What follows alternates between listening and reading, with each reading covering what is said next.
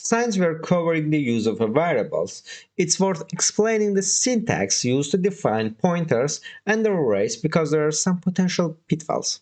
So working with memory, arrays, and pointers covers in next lectures in more detail. So we will just introduce the syntax so that you are familiar with it. So in C++, you will access memory use a typed pointer. So the type indicates the type of the data that is held in the memory that is pointed to. So if the pointer is an 4-byte integer pointer, it will point to 4 bytes that can be used as an integer. If the integer pointer is incremented, then it will point to the next 4 bytes, which can be used as an integer. So in C++, pointers are declared using the asterisk here, asterisk, using this asterisk symbol, and you access a memory address with this AND operand. So let's create a pointer p here, integer e 52, and p equals AND operator and a symbol here. And so now I want to explain and comment these lines, so you can, when you download this code, you got the understanding of what these lines means.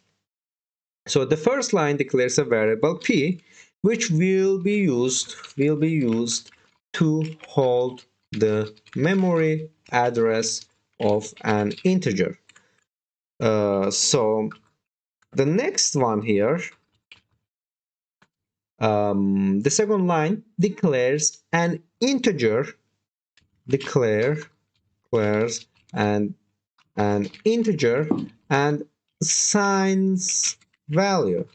As you remember, this is just an usual thing that how we declare the integer values here. Nothing strange here, nothing new here for us here. And here, as you can see, we used the AND operator. So this AND operator, the third line, assigns a value, assigns a value.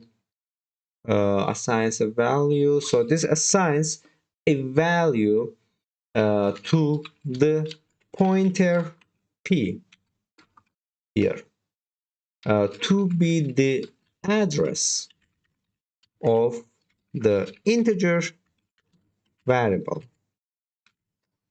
here. So it's important to stress that the value of p is not 52.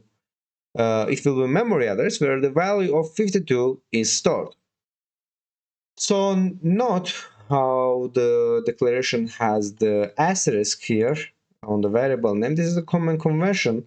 The reason is that if you declare several variables in one statement, the asterisk here applies only to the immediate variables. So, for example, let's create an integer p1, p2, p3 here.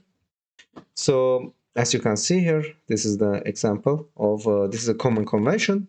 The reason is that if you declare several variables in one statement, this asterisk applies only to the immediate variable. And let's create another example of the declaring pointer types here. So this looks like you're declaring here, as you can see here. Let's make here integer.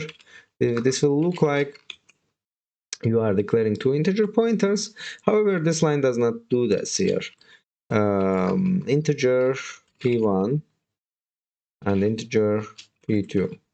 Actually, we did the p1, no, integer s1, integer s2 here. So as you can see here,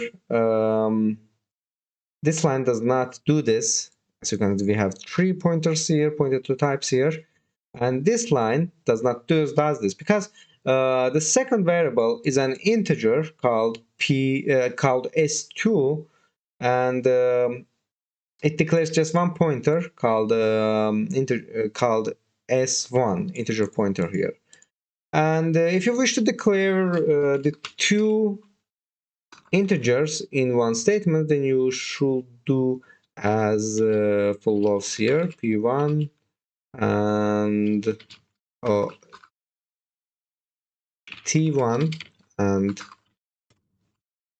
t2. So this is the correct one if you want to declare two pointed types here.